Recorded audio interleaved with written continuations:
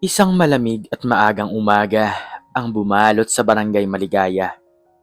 Ngunit para kay Lola Agripina at sa kanyang apo na si Ana, tila mas masahol pa kaysa sa karaniwang ginaw ang hatid ng bukang liwayway. Ang kanilang munting kubo, yari sa pinagtagpi-tagping kahoy at lata, ay hindi nagawang pigilan ang pagpasok ng matalas na hangin na tila humuhuni ng isang malungkot na awit ng kawalan. Sa loob, nakaupo si Lola Agripina sa lapag.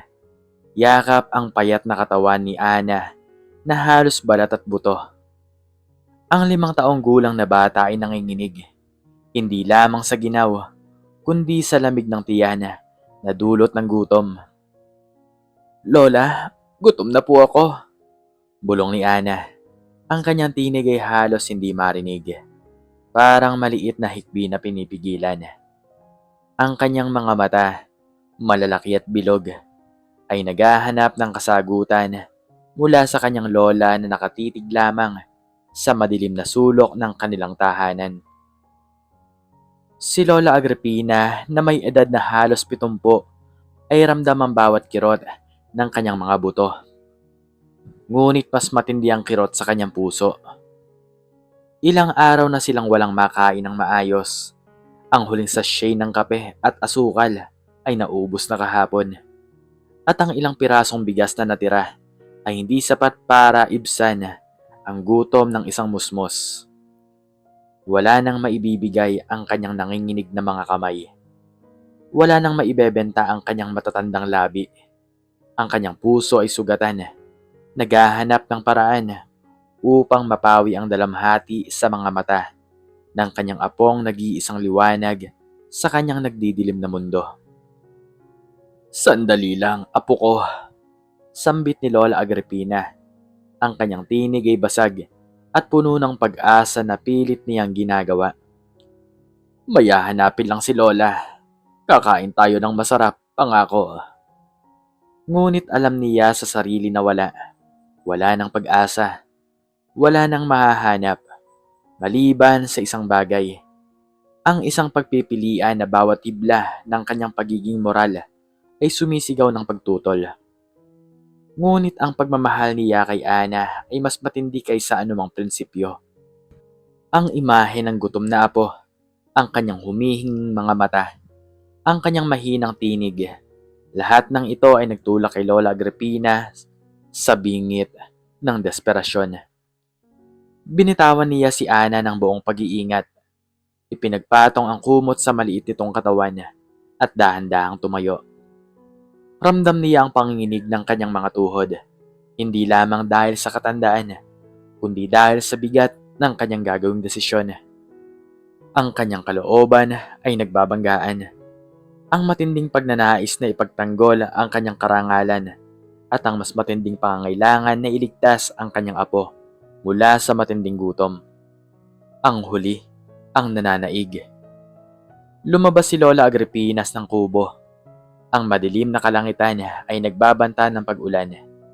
Ang kanyang mga paa, na halos hindi na makalakad ng tuwid, ay pilit na gumagapang sa buko-bakong daan patungo sa sentro ng baryo. Ang kanyang target, ang bahagi ng panderya ni Aling Monica. May amoy na ng bagong lutong pandesal ang hangin. Isang amoy na matagal nang hindi niya nalalanghap. Isang amoy na ngayon ay tila nakakatukso at nangungut siya sa kanyang kalagayan. Nang makarating siya sa tapat ng panaderya, sumilip siya sa salamin. Nakita niya ang isang tray ng maliit na pandesal, perpektong nakahanay. Ang bawat isa ay tila nangaakit sa kanya. May ilang tao na ang bumibili, ngunit abala ang mga panadero sa paghahanda para sa rush hour. Ang kanyang puso ay kumakabog ng malakas. Halos marinig niya ang tunog nito sa kabilang kalsada. Kaya ko to, para kay Ana. Bulong niya sa sarili. Pilit na pinapatibay ang kanyang loob. Naglakad siya papasok. Nagkunwari na tinitingnan ang iba pang mga tinapay.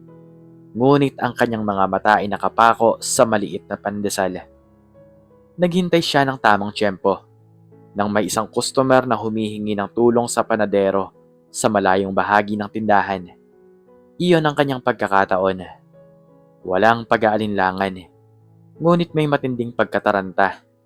Mabilis niyang kinuha ang 2 piraso ng pandesal mula sa tray. Isinilid sa lumang panyo, hawak niya, at mabilis na tumalikod patungo sa pintuan. Ngunit bago pa man niya marating ang labas, isang tinig ang pumigil sa kanya. "Lola!" Tumigil ang kanyang mundo. Naramdaman niya ang malamig na pawis na dumaloy sa kanyang sentido. Ang kanyang puso ay biglang bumigat, puno ng takot at hiya. Nagkulong siya, nahihiya sa kanyang nagawa, takot sa kahihinatnan. Dahan-dahan siyang lumingon, handa sa anumang parusa, sa anumang pasigaw na salita, sa anumang tingin ng paghamak. Isang matangkad na babae ang nakatayo sa likuran ng counter. Ang kanyang tingin ay matalim, ngunit hindi galit. Mga 30 anyos marahil, malinis at maayos ang kanyang kasuotan, at may suot na apron ng panaderya. Mukha itong pamilyar, ngunit hindi matandaan ni Lola Agripina kung saan niya ba nakita. "May problema po pala, Lola?" tanong ng babae. Ang tinig ay malumanay, ngunit may pagtatanong. Hindi makasagot si Lola Agripina. Ang kanyang mga labi ay nanginginig, at ang mga salita ay tila nakaharang sa kanyang lalamunan. Nanlalamig ang kanyang buong katawan. Hindi niya maitago ang 2 piraso ng pandesal na nakabalot sa kanyang panyo. Ang maliit na pandesal ay tila bumigat ng 1,000 beses. Hindi po, wala po." Pabulong niyang sagot, nakayuko ang ulo. Ang kanyang mga mata ay nanunubig. Ang babae ay dahan-dahang lumapit sa kanya. Ang kanyang mga mata ay nakatitig ng malalim kay Lola Agripina. Tila may inaalala. Lumapit siya, at ang bawat hakbang ay tila humahaba sa sandali ng panghihimasok. "Lola?" Ulit ng babae, mas malumanay na ngayon. Tila may lungkot sa kanyang tinig. "Bakit po kayo nagmamadali?" Hindi na napigilan ni Lola Agripina ang kanyang luha.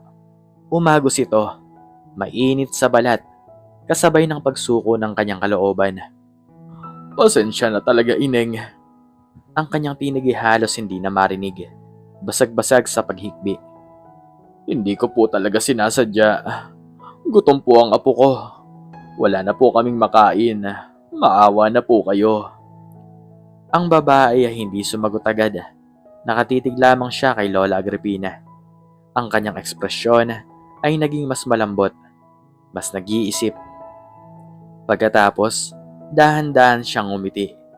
Isang ngiting puno ng pamilyar na init na nagpakirot sa puso ni Lola Agripina. Lola? Kayo po ba si Lola Agripina?" tanong ng babae. Ang tingin niya ay hindi na ang tingin ng isang may-ari na nahuli ang magnanakaw, kundi ang tingin ng isang taong may matinding alaala. Nagulat si Lola Agripina. Paano siya nito nakilala? Opo, ako nga po." Bumuntong hininga ang babae. "Matagal na po akong naghahanap sa inyo, Lola." Lumapit pa siya. Ngayon ay may paggalang at pagmamahal sa kanyang mga mata. "Hindi niyo po ba ako naaalala? Ako po to si Myra, ang batang pulubi na binigyan niyo po ng pandesal at kape. Maraming taon na po ang nakakalipas." Nanlaki ang mga mata ni Lola Agripina. Ang kanyang lumubog na isip ay pilit na bumabalik sa nakaraan. Sinusubukang hanapin ang mukha na ito. Unti-unting, ang malabong larawan ng isang payat, dugyot na bata na palaging nakaupo sa gilid ng palengke, na nagugutom habang pinagmamasdan ang mga dumadaan. Isang batang lalaki o babae. Ngayon ay malinaw na babae. Isang bata na minsan niyang pinakain mula sa kanyang sariling munting rasyon. Isang hamak na pandesal at mainit na kape Napilit niyang inipon kahit siya mismo ay salat. Si Myra. Ikaw? Ikaw nga ba? Pilit na tanong ni Lola Agripina.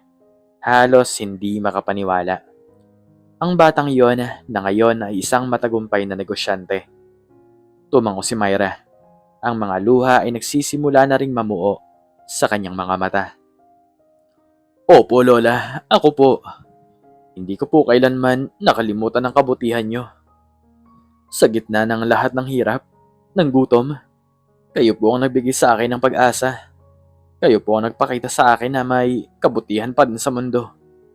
Kahit kanino pa manggaling. Hindi alam ni Lola Agripina kung ano ang sasabihin. Ang hiya ay napalitan ng matinding gulat at ang gulat ay napalitan ng hindi maipaliwanag na kaligayahan. Isang maliit na kabutihan na matagal na niyang kinalimutan ay bumalik sa kanya sa pinaka hindi inaasahang paraan. Halika po, Lola. Huwag po kayo mahiya. Hinawakan ni Myra ang nanginginig na kamay ni Lola Agripina. Ang kanyang hawak ay mainit at puno ng sinseridad. Hindi po kayo magnanakaw. Kumuha lang po kayo ng kung ano ang kailangan nyo. Dapat po, kinuha nyo lang. Hindi kayo nagsilid ng palihim. Ipinaupo ni Myra si Lola Agripina sa isang upuan malapit sa counter.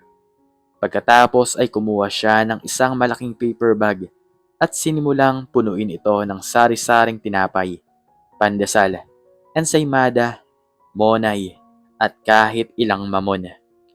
Nagtimpla rin siya ng mainit na kape at gatas para kay Lola Agripina. Lola, nasaan po ba ang apo nyo? Bakit po kayo lang ang pumunta? Tanong ni Myra habang iniaabot ang mainit na kape. Naimasmasan si Lola Agripina. Nasa bahay po, natutulog. Hindi ko po kayang gisingin dahil sobrang gutom na po. Bumalik si Myra sa counter. Kumuha siya ng 2 napakasarap na ulam mula sa kanyang sariling almusal na inihanda. Pritong itlog at sinangag. Ito po, Lola, para po sa inyo at sa apo nyo. Mainit pa po. May termos po ba kayo para sa kape at gatas niya? Umiling si Lola Agripina. Wala, ineng. Hindi nagtagal bumalik si Myra na may dalang isang bagong termos at isang plastic container. Nilagyan niya ng mainit na gatas ang termos at inilagay ang sinangag at itlog sa container. Para po kay Ana. Para po mainit pa rin sa pagdating nyo. Hindi na napigilan ni Lola Agripina ang emosyon. Yumuko siya at humagulgol. Hindi dahil sa lungkot, kundi dahil sa labis na pasasalamat. Salamat, ineng. Salamat. Hindi ko alam kung paano ko kayo pasasalamatan. Pinunasan ni Myra ang luha sa mga mata ni Lola Agripina. Lola, kayo po ang dapat kong pasalamatan. Kung hindi po dahil sa inyo, hindi po ako narito ngayon. Kayo po ang nagsimula ng lahat. Ang pandesal na ibinigay niyo po noon ay hindi lang nagpakain sa akin. Nagbigay rin po ito ng lakas ng loob sa akin na huwag po akong sumuko. Nang araw na yon, nang binigyan niyo po ako, pakiramdam ko, may nakakakita po sa akin, may nagmamalasakit. Yun po ang nagtulak sa akin na magsumikap. Ikwinento ni Myra kung paano siya nagpatuloy sa paglalako. Nag-ipon ng barya-barya, nakapagtapos ng elementarya sa tulong ng isang guro, at unti-unting nakapasok sa iba't ibang trabaho. Mula sa pagiging katulong hanggang sa pagiging tindera ng tinapay. Sa bawat trabaho, bitbit niya ang aral ng kabutihan at pagpupursige na itinuro sa kanya ng isang estranghero, si Lola Agripina. Maswerte po ako at nakapag-aral. At maswerte po ako na may amo akong mabait. Tinulungan niya po ako matuto palalo. Mula sa pagiging tendera hanggang sa pagiging panadero. Hanggang sa makapag-ipon po ako at sa tulong din po ng dati kong amo, nabili ko po itong panaderya. Pero sa lahat po ng pinagdaanan ko, Lola, hindi ko po nakalimutan ang mukha nyo at ang pandesal na yon. Nang araw na yon, bumalik si Lola Agripina sa kubo. Hindi na may bigat sa dibdib, kundi may dalang bag ng pag-asa. Nagising si Ana at ang kanyang mga mata ay nanlaki sa tuwa nang makita ang mainit na tinapay at masarap na pagkain. Sa unang pagkakataon sa mahabang panahon, kumain silang mag-apo ng busog. Ang bawat subo ay puno ng pasasalamat. Mula noon, naging bahagi na ng buhay ni Lola Agripina at Ana si Myra. Bawat umaga, personal na dinadalhan ni Myra ang dalawa ng mainit at sariwang tinapay. Hindi lang yon, naglaan din siya ng budget para sa kanilang mga pangangailangan. Ngunit ang pinakamalaking regalo na ibinigay ni Myra ay ang pagkakataon para kay Ana. Lola, gusto ko pong pag-aralin si Ana, sabi ni Myra isang araw habang nakikipagkwentuhan sila sa kubo. Ayoko pong maranasan niya ang gutom at kawalan ng pag-asa na naranasan ko. Gusto ko po na magkaroon siya ng magandang kinabukasan. Umiyak si Lola Agripina. Ang kanyang apo makakapag-aral. Isang pangarap na matagal nang inililibing sa kanyang puso. At totoo nga ang sinabi ni Myra. Pinag-aral niya si Ana mula sa kindergarten hanggang sa kolehiyo. Si Myra ang nagbayad ng lahat ng gastusin. Bawat libro, bawat uniforme, bawat baon. Lahat ay galing sa kabutihan ni Myra. Lumaki si Ana. Hindi na isang payat at gutom na bata, kundi isang masigla, matalino at hopeful na dalaga. Nagtapos siya ng mga may karangalan at sa tulong ni Myra, nakahanap siya ng trabaho na nagbigay ng ginhawa sa kanyang buhay. Ang kubo ay naayos, hindi na sila nagugutom. Naging malakas at malusog si Lola Agripina sa piling ng kanyang apo at ang bagong kaibigan nilang si Myra. Ang dating pulubi na pinakain ng isang pirasong pandesal ay naging anghel de la guardia ng kanyang tagapagligtas. Ang simpleng pagpapakita ng kabutihan noon ay bumalik sa kanya. Hindi lamang doble, kundi daan-daang beses na mas malaki. Ang kwento ni Lola Agripina, Ana at Myra ay naging alamat sa Barangay Maligaya. Isang patunay na ang pinakamaliit na gawa ng pagmamalasakit ay maaaring maging simula ng pinakamalaking pagbabago. Isang paalala na ang kabutihan, tulad ng pandesal sa panaderya, ay may kakayahang bumalik, mainit at sariwa, upang pakainin ang kaluluwa ng mundo. Ikaw, ano ang natutunan mo sa istoryang ito? Makiki-comment naman sa baba kung ano ang iyong natutunan. At hanggang dito na lamang po nagtatapos ang aking istorya. At sana po ay nagustuhan nyo to. Please like, share, and subscribe. And click the notification bell para palagi po kayong updated sa mga bago ko po pong istorya. Muli ay maraming salamat po. At God bless us all.